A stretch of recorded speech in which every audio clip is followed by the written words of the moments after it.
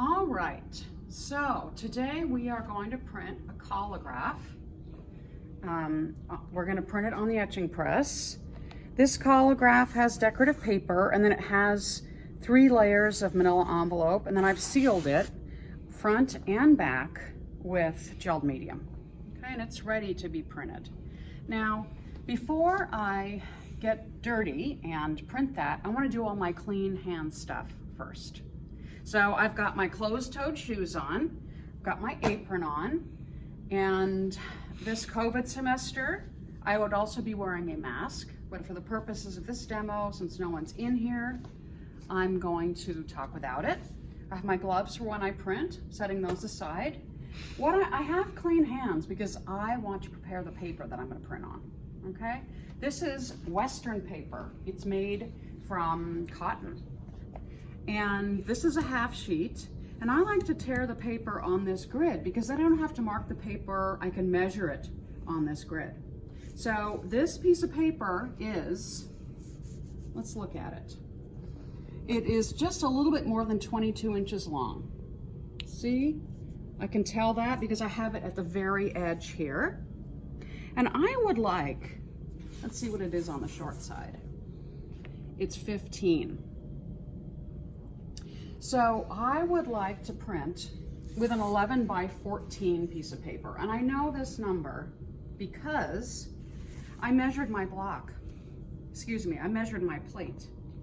And that makes suitable borders. So when you tear a piece of paper, you use a tear bar.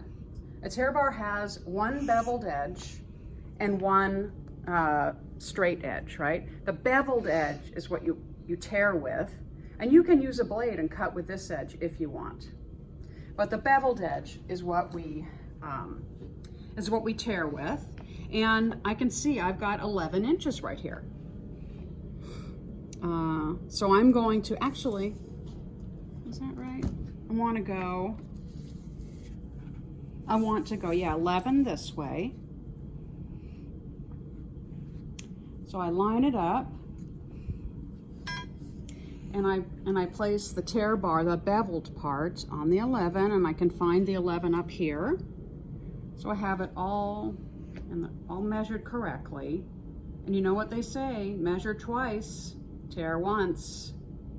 All right, and I'm gonna hold on to the tear bar really securely, and I'm going to give it a couple of different tugs like that. Now the reason why I'm doing that is because I've learned that if you go one big move like that, it tends to creep away from the tear bar. So if you want to be true to your tear, you do it that way.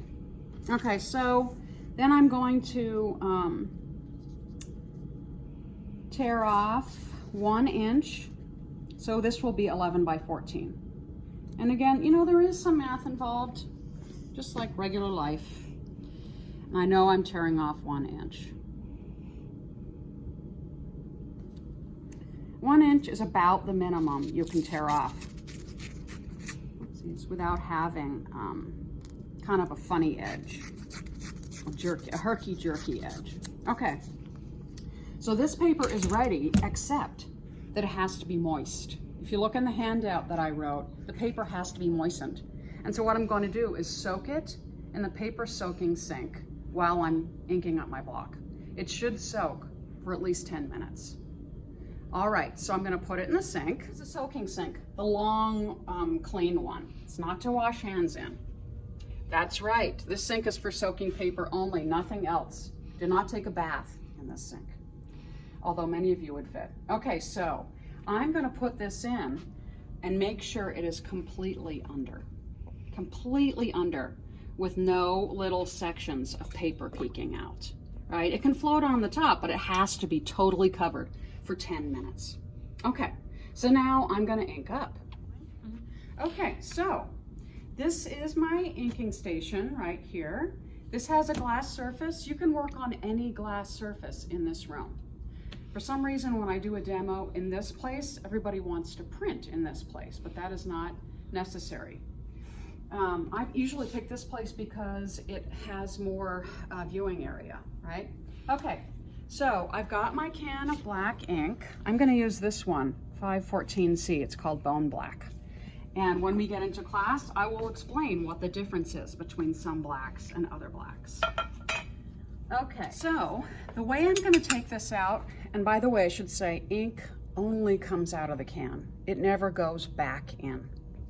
And I'm going to take it out just like this, okay? This is like spreading frosting over the top of a cake. You never gouge it out like peanut butter. You always spread it out, and that's so we don't misuse and lose ink by having it dry funny, okay? So a lot of printmakers have an affectation to warm up the ink. What I usually do is I look in there to see if there are any little pieces of dried ink, which we call skin. And this is a new can, so there may be a little bit in here. Okay, looks okay, I'm ready. I'm going to put this back where it belongs. And then I'm going to take an inking card. An inking card is simply a piece of mat board, and they will always be here. And then I'm going to pick up the ink, like so, and I'm going to squeegee it on the block. And what I'm going to do is put on way too much. I'm going to cover the whole plate, even though I don't need this much. You have to flood the whole plate so it gets everywhere.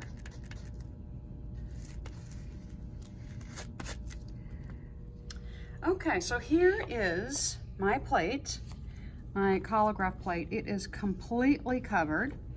You can't see any of the glittery color. You know, you can see the texture, but it's totally flooded with ink.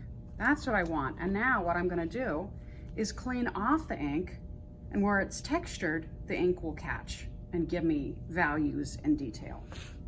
Don't worry about what you have here. We'll clean this up, but one thing that it is good to remember is you always want to clean your plate on a clean surface. You know, so when I'm wiping it down, I don't also bring ink back onto it. So I'm going to start here. The way that I'm going to clean it is I'm going to use tarlatan. This is tarlatan right here. It is starched cheesecloth. And I'm gonna get, let's see, I need to find a really dirty one. We'll call this my medium dirty. And then I have this nice new clean one, right? I'm gonna use all three of these in this order. The reason why you start with the dirtiest one is because the plate is dirtiest at the moment. And if I start with the cleanest one, I'm gonna go through this so quickly. You know, so it's an efficiency thing, it's a budgetary thing, and it's also tradition. People have always done that. There's lots of tradition in printmaking. Oh, I can see where I didn't quite ink it up right. See how there's a white, kind of like a little bubble there? That's because the ink didn't get there, so I'm gonna push it in there right now. Oopsies, I got a little bit of the tarlatan there. I've got a little bit here too. This is good. When you see something going a little bit awry in the demo, it's good because then I can show you how to fix it. And these areas are a little bit harder to get ink in, you know, because they're smaller. These recessed kind of cracks are smaller. Okay, so darkest tarlatan, and I'm not really being all that careful here, but I will point out that I'm not holding on to the plate like this. If I hold on to the plate, there's part of the plate I can't clean where my hand is in the way. So I usually just kind of push it this way as I'm pushing this way. I've seen students print like this against their apron. I've also seen students catch the plate right here, which is, I think, pretty smart. This is how I learned it. However you find it possible to do this, I would say go for it. I'm showing you how I learned how to do it, and you should feel free to modify this style to suit your needs. All right, so I'm starting to see some of the block come through. I'm seeing this texture more. I see even some of the glitter. So I'm gonna switch to a cleaner tarlatan, my medium one. And it will be more efficient in cleaning this off, and I'll move forward toward being able to print it. And sometimes I pick it up and I do a kind of a circular motion here too. And that helps. I can apply a lot of pressure here, a lot of hand pressure, and that helps remove it. And I'll remind you, one of the reasons why the ink is coming off here at all instead of just sticking completely is because this is coated in matte medium.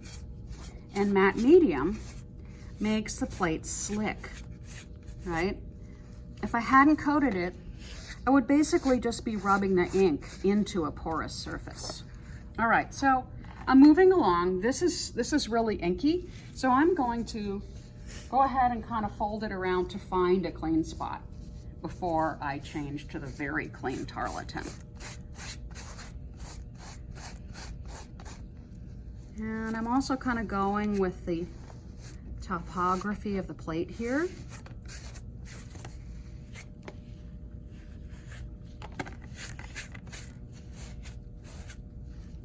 All right, as you see more and more, this tarlatan gets less and less efficient. All right, so I'm gonna switch to the nice new clean one. And if I need to, I'll do one last step.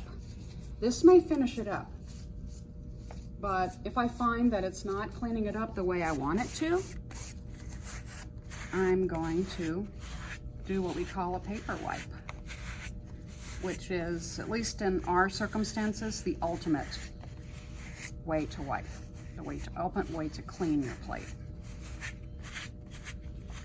So I can see some of the paper coming through and the pattern. And I am using a fair bit of pressure here, and I'm going to continue to turn this tarlatan around to find whiter spots, whiter spots.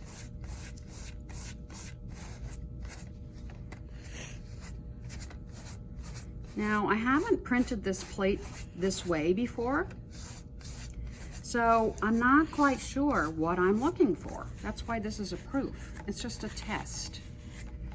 And as I print it a little bit more, I'll find out what the plate, what its personality is. You know, what parts hold ink the most, what I need to do particularly carefully. So this is really just like a blind test. And I like to do that in a demo because then the students that are watching, they're kind of right with me. They don't know what it's going to look like either. And we can make some discoveries and some sort of plan together. All right, so this interior shape is it's really starting to be different than that textured paper on the outside. So what I'm trying to do is sort of even out that textured paper.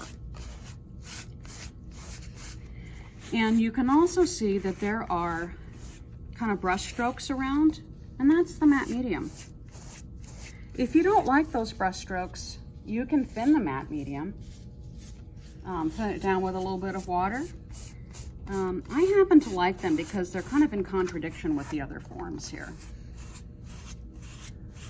All right, so here I'm giving it a little twist, the old twist and wipe technique, we call it. And when you do this, the thing you want to remember is not to overwipe the middle. That is the most common place where a plate gets overwiped.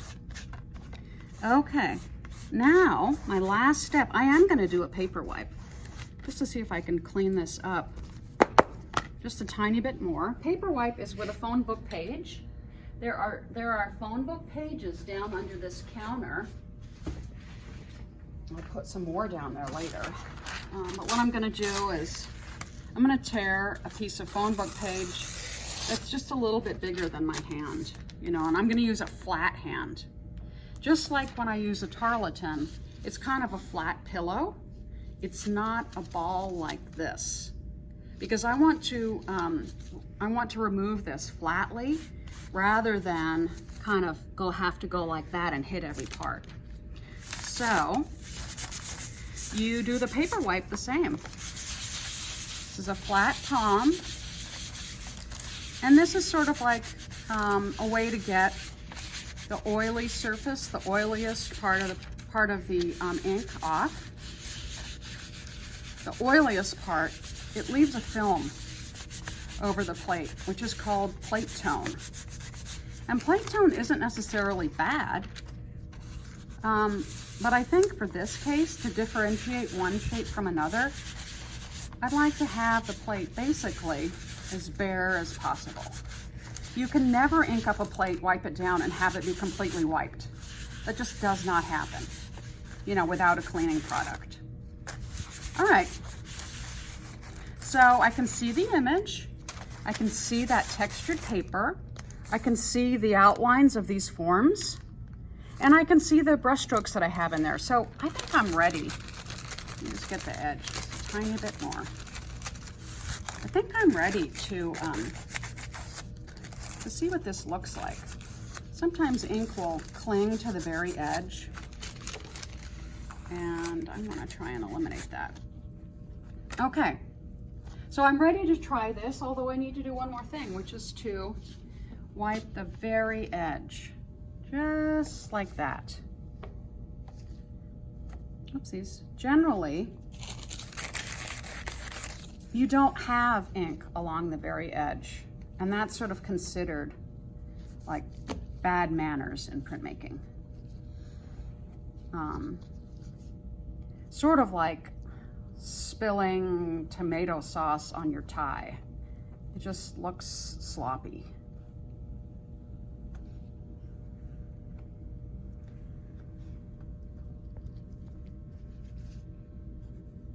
Okay. So now what I'm gonna do is put this by the press. Actually, let's take a look at the back. Not too inky, that's good. Looks good. I'm gonna put this by the press, and I'm gonna get my paper ready. And then I'll, you know, put the paper on this and run it through the press. Okay, so I've taken off my gloves. My hands are clean. There's a little bit of ink there, but with the soap that we have, that will come off just fine. And my paper's been soaking for at least 10 minutes. I'm gonna pick it up by the corner and let the excess water stream out. And so when that stream has subsided and you have little drops like that, now you're ready to dry it a little bit more fully. And I'm gonna do that over here. So we use regular bathroom towels, and I've had students donate a whole lot to me over the years. And what I'm doing is I'm making a sandwich, and the bread is the towel, you know, and the cheese is the paper, and I'm giving it a good pat down. And even though I've dried it, it's still really supple, right? The fibers, or the pulp, is totally soaked. And it's ready to print. There's a kind of a wide range of what's the right amount of moisture, you know, in a paper. And the rule is, if there's standing water on it, it's too wet. If it's curling, it's too dry, right? So this is in between. And I could let it sit here a short time. You know, I have this window between when it starts to curl. And also, you know, once you've printed, the paper has to dry, so it will naturally warp and curl. But what we do is we dry it under weight. And so as it dries, it is, the warping is sort of held down and it doesn't happen. Okay, so I am ready to print. And I'm set up right here on this press. Now, before I run this through, I'm going to show you how I've set this up. I've got a piece of newsprint against the bed, and on top of this, I have a registration jig. This is a piece of acetate, which you will get from me, and it has a map on it. This rectangle reflects the size of the plate, right? And so I'm going to put the plate there.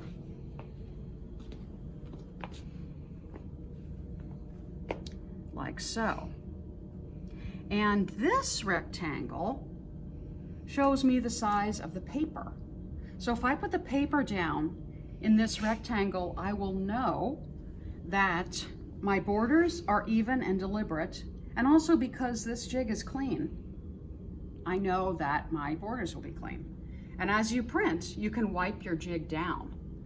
And you might wonder, like, okay, why does it say read this? And I often ask students, why do you think that's like that? And hardly anyone can tell me the proper answer, but I'll tell you it right now. When I made this jig, I put all the Sharpie on the back side. This is where the Sharpie is. It's on the back, and I wrote backwards, read this, so I can tell what my working side is. If I clean this, I won't move the Sharpie around because it's on the other side, and that's pretty important. You don't want to have your lines disappear, in the middle of printing. All right, looks good. Hands are still clean. I'm going to take my paper and I'm going to print on the more textured side, the side that's sort of eggshell colored, or sorry, eggshell textured. And I'm going to use this as a guide. My paper expanded, you can see. Let's see how far it expanded. It expanded more just on this one side. So I'm going to center it.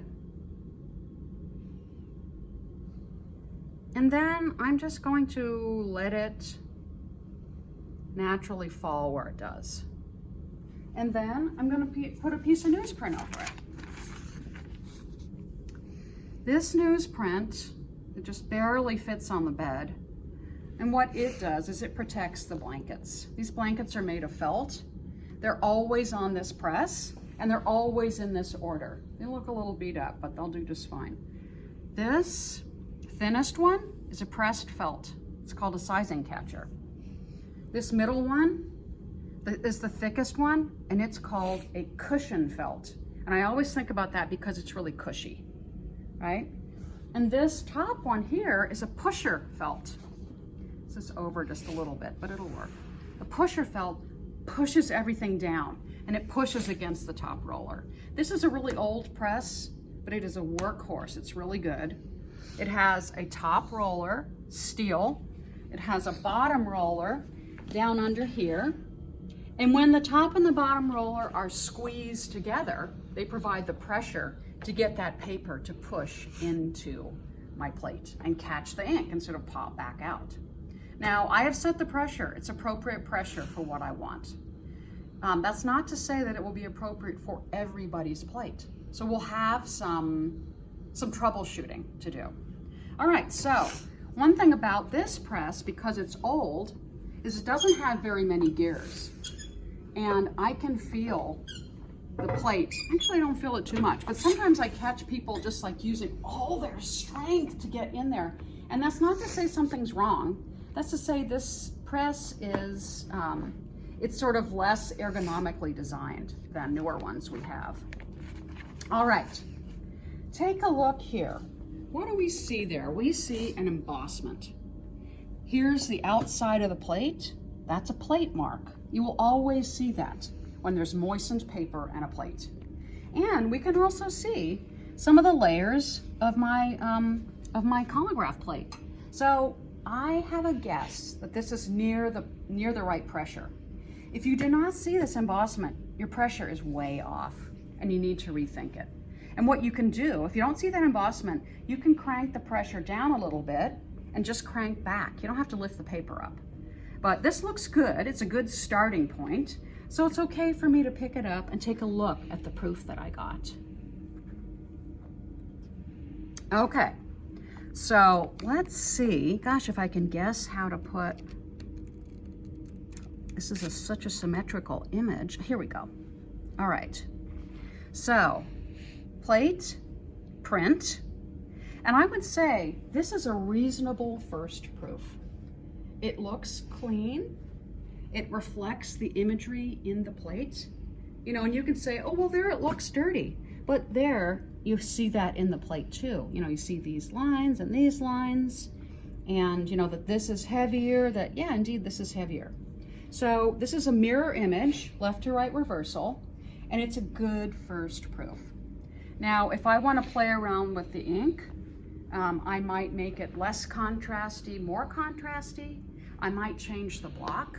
I could peel up some things, or I could lay some other things down. You know, I can modify the image. And you always want to modify the image with your proof as a guide. You always want to have this with you when you're changing it so you can see what you have. It's sort of like a roadmap. Okay, so I'm done printing. And now I want to show you really briefly how to clean your plate. And let me say this, if I'm going to make another black print, there's absolutely no need for me to clean the plate.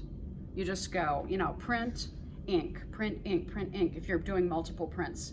However, when I'm done with my printing day, I have to leave this totally clean, or else it will be all clogged up and I won't be able to ink it and get the same thing.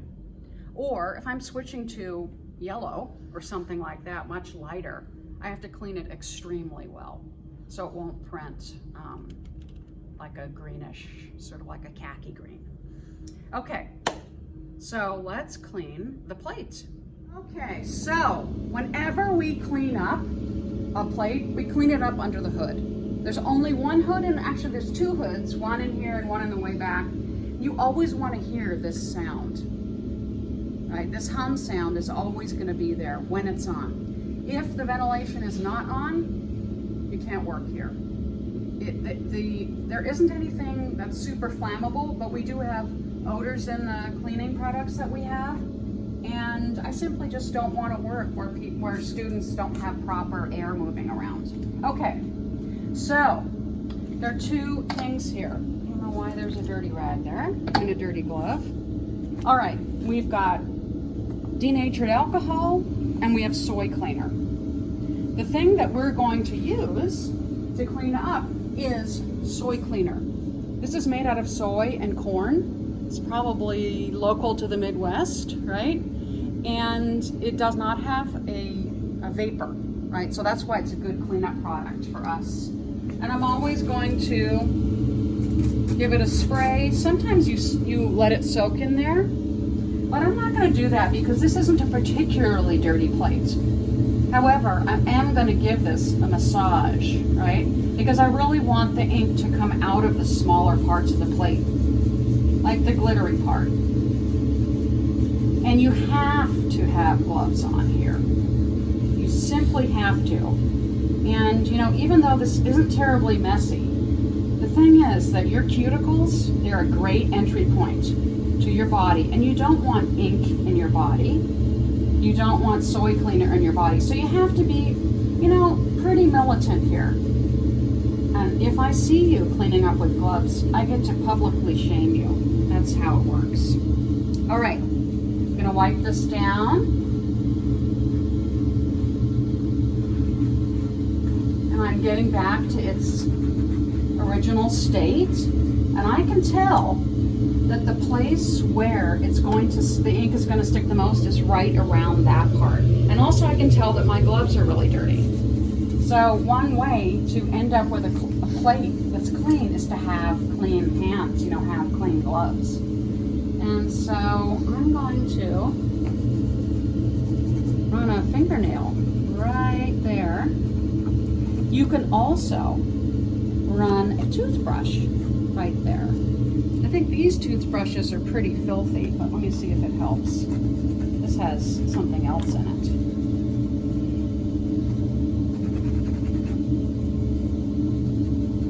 Well, it looks cleaner, but it also took on a little bit of the brown. You know what I'm going to do is just do a little, like a second round, just to try and get in these areas. You can see the ink coming off there. And again, the reason why you want it really clean is so when you go to print it again, it has all these reservoirs for ink to go. And if you leave it here accidentally without cleaning it, it just will never get a good print again. So that's important too. I don't have old-fashioned horrible solvents in this room. And that's how you would rescue a plate. But, you know, since I don't have those and I'm not going to buy them, it's completely up to you. All right, back. And because this is coated, I can go ahead and get it wet and scrub it.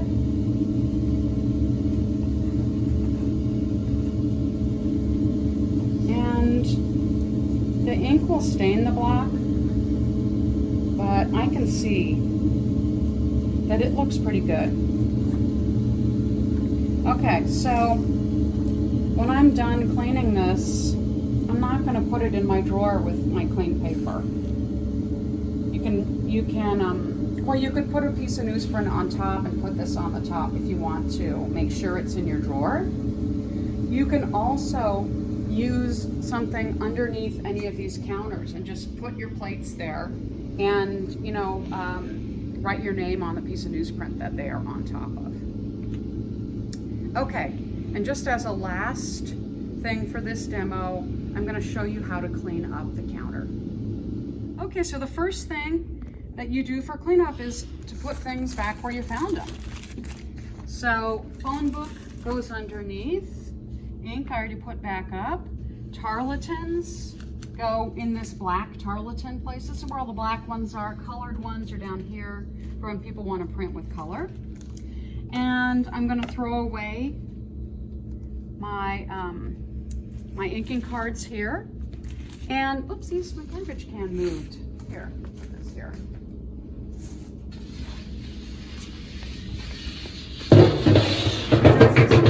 We're doing this demo right after the room was sort of moved around for COVID cleaning. Okay, so let's say this is the perfect ink for me. I don't want to just throw it away. It's wasteful. Someone else could use it. You know, let's say two people are using the same ink. Someone else can use this rather than waste it. But let's say, yeah, this is the perfect ink for me. I want to save it. So what I'm going to do is I'm going to make a little pouch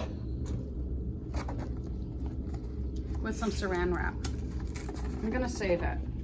We often use either saran wrap or aluminum foil. This is actually a little bit too big. So I'll use the small part just to show you how to do it maybe a little trickier. Okay, so I lay it out. I get as much ink as I can on the knife. Put it on there. Fold it, and I'm gonna pat it until there's no air in there. And then just kind of wrap it up. You know, just like you would a slab of butter. Excess goes back in the drawer. We don't want to waste anything in this room. And then I'm going to take my blade. A blade is different from an ink knife. And I'm going to use the blade to do, you know, 80% of the cleanup here. Put this in here for later. And you want to try and use the cleaning product as little as possible. You know, just so we can go through it slower. And also, you know, sometimes a cleaning product, you can have a reaction to it. That's one thing that I've really tried to limit in this classroom. We don't spray anything in this classroom. And that's because I've noticed that people have a response to things that are in the air.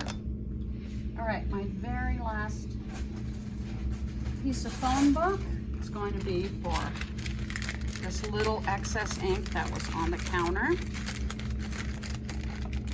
And this is going to go back in there. And what I'm going to use to clean up is Simple Green. Okay, so Simple Green is diluted. To get it out of this can, you have to push this down. A little bit, not a whole lot. And I usually kind of put my knife in here so I can get it clean at the same time as I do everything else. And when we're in here face to face, I'll go over cleaning more. It's really, really important because this is a shared studio. We call it a gang shop. And you want to leave the the gang shop as clean, if not cleaner, than when you found it, out of respect for your fellow students. And you can see here that there's stuff in the cracks. That's not all mine. In fact, I'm sure a lot of it isn't mine. This is something that happens over the years, and if you see these cracks filled with ink, don't worry about them. In a sense, this is as clean as I'm gonna get this because those marks are recessed and the ink is not gonna come out when I'm printing. Okay, so I'm giving this a dry wipe. And this rag may look dirty, but it has some life left in it. Someone can use this for something. And it only has simple green in it, nothing flammable. So I'm gonna put it in this red can. This red can says semi-used rags, and that's what that rag is. It's semi-used. Ink knives go back here in this coffee can. And then I'm ready to take off my gloves and clean my hands. And I think what I'm gonna do for the purposes of this demo is show you how to clean hands when we actually do the demo. And I know that I've shown you how to clean this space, and there will be extra cleanup procedure to acknowledge COVID. And every time when you're in here, you have to set aside 15 minutes for cleaning, and you have to do a COVID cleaning when you're done. Again, just so we can all be here, so we can be safe in here. And I think that's all I want to tell you right now. All right, see you later.